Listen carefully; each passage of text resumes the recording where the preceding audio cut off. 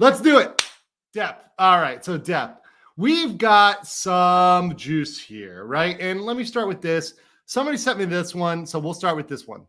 So apparently, Kate Moss just went on another TV show, and Kate Moss spoke up again about why she chose to testify in the Johnny Depp case. So she said it again. So she'd said this already, but she reaffirmed what she said. And she said she had to say the truth during the Depp trial because I know the truth about Johnny. I know he never kicked me down the stairs. I had to say the truth. She just said this during an appearance on BBC's radio, Desert Island Discs.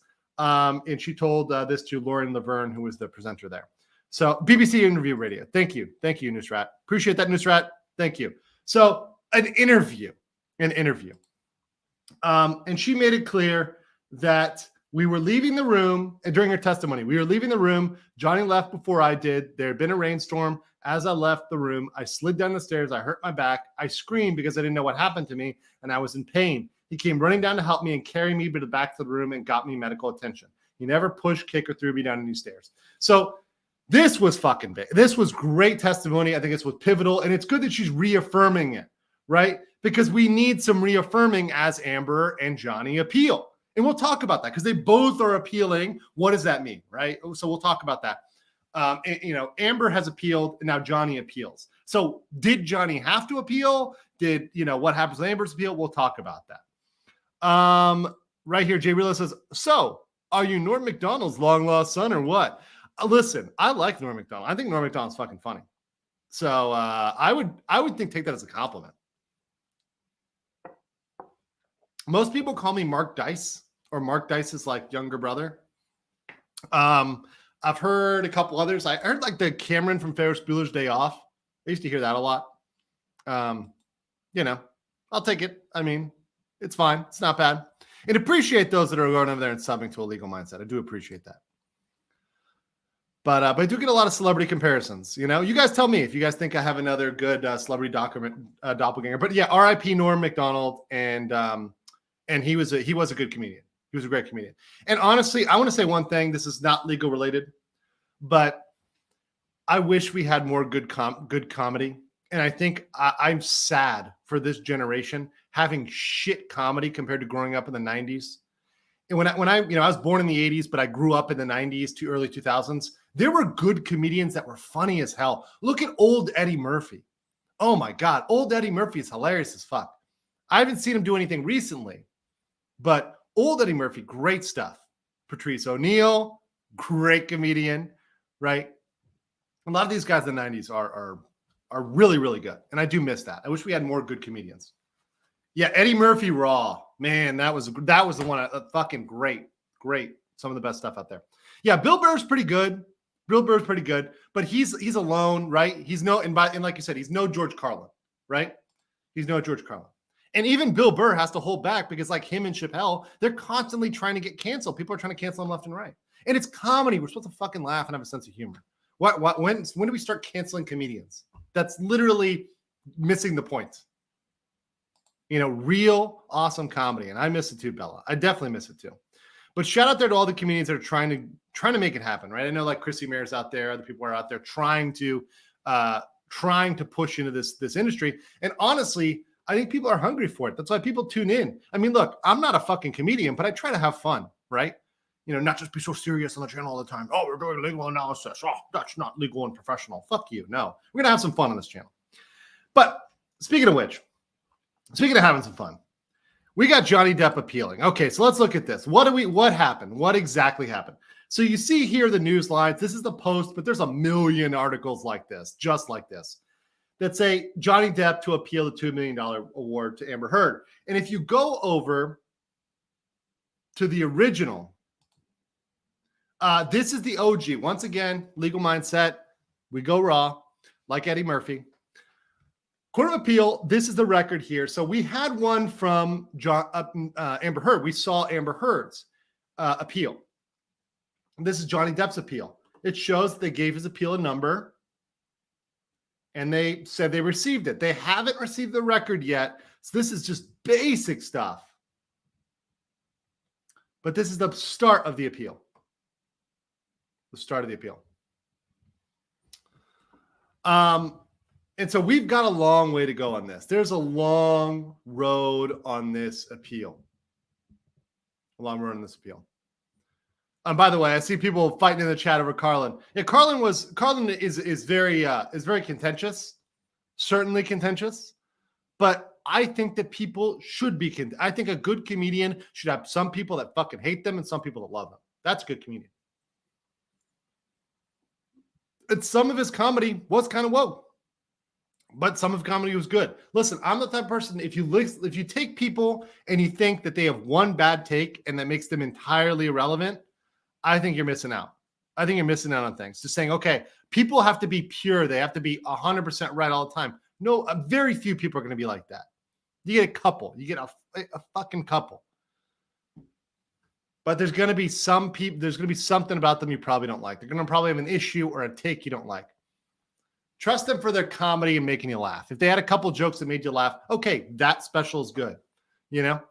I know comedians where I liked one of their specials. I didn't like their next special. It was too woke, too crazy, too, pussified, whatever. But I still say, hey, that comedy was good. The other special, not as good. That's what I say. That's my personal opinion.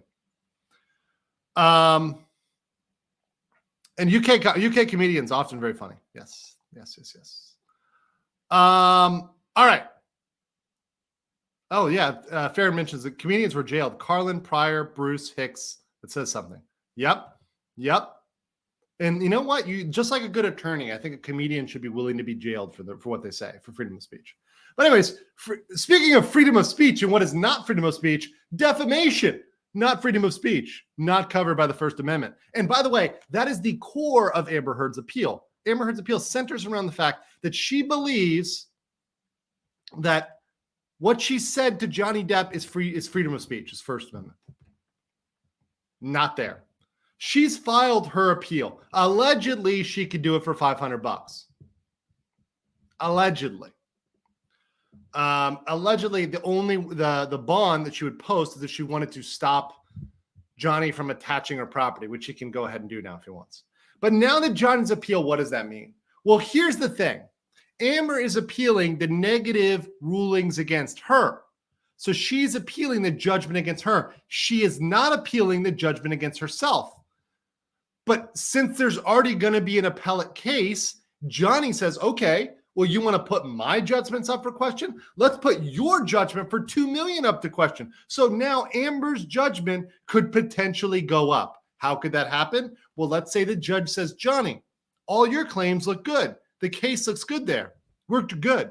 But they look at the charges against Johnny and they say, oh, well, they're based on charges from Adam Waldman's behavior. Adam Waldman is your attorney. There's a lot of case law that says you're not liable for attorney-client privilege. And if you look at the case, there's really not much proving there that Johnny directed Adam Waldman to send out those messages or to do those things or to say those things. So they could say, you know what? This is too much of a breach of attorney-client privilege. We are going to toss this out. Forget free speech. It's nothing to do with that. The Adam Waldman statements are the only thing that she collected on. And frankly, I think that was a compromise verdict. I think it is much more likely that the claims against Amber Heard are thrown out. The $2 million is thrown out. Her judgment goes up to $10 million. And she's doing one night in Atlantis. The OnlyFans will be up quicker than you can snap your fingers.